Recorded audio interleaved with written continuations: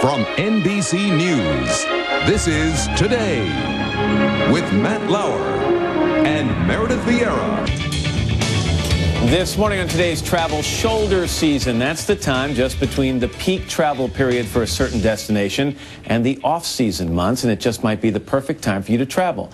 Nilu Mohammed of Travel and Leisure Magazine is here with more on that. Nilu, nice to see you. Nice to see you. This is kind of the insider's guide here, isn't it? That's what I'm here to tell you. From now all the way through next December, we have the insider's times to go to great destinations and save money. But you've got to match the month with a particular destination. These aren't interchangeable.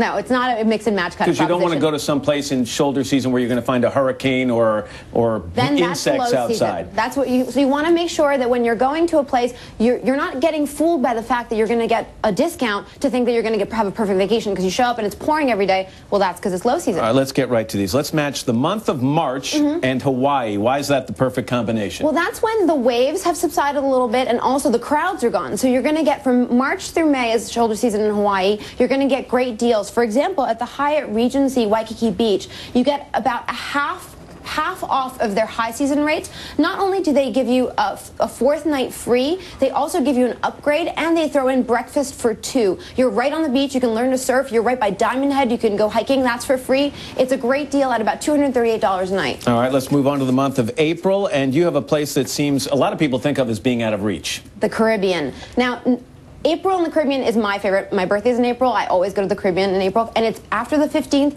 you get great deals. Now, people worry, what about hurricane season? That doesn't start for a month or so after that, right? Exactly. And so during that time, you get great weather. Again, less crowds. You can stay at the Casa de Campo in Dominican Republic for $100 off what their normal rates would be. And you, again, don't get to have to fight the crowds in order to get there. Plus, JetBlue flies there, so you're going to get a great lift to get there. Lift is the word they use for airfare. Okay, let's get rid of the summer. Let's go right through it. Let's go to September.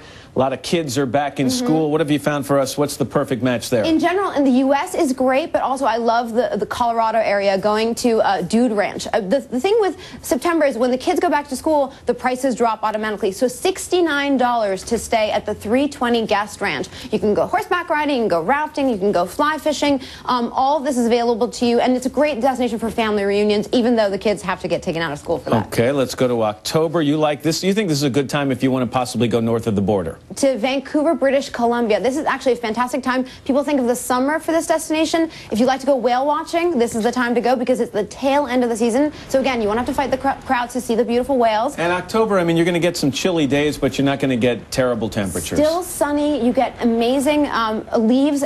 You stay at a place called the Airy. It's $138 a night to stay at a Relaine Chateau property, some of the nicest hotels in the country or in the world. And I have to say that wine tasting in British Columbia is outrageous, and the food is great too. I definitely recommend it. November, this is the month where a lot of these resorts are gearing up for the big onslaught of tourists for the winter season, and you say this is a really good time to try someplace like the Mayan Riviera. The Mayan Riviera in Mexico is something that we've been talking about for a few years as being really hot. You fly to Cancun, so you've got lots of airfare options, so the flights are affordable. There's great things like the ruins in Tulum, and there's a place called La Vita è Bella, and that means life is beautiful. It's run by 4 Italians, and why wouldn't life be beautiful when you're paying $110 a night to be right on the beach? You have your own bungalow, you have a hammock on your private patio that you can hang out at, and honestly, the beaches in the Mayan Riviera are some of the they're most very pretty beaches, long, white, sandy beaches, which is great. Blue water, I mean, it's kind of one of those idyllic beach destinations. Okay, lastly, we're getting into December now, and this is when a lot of people want to travel, so what have you found? What's the perfect match here? Early December,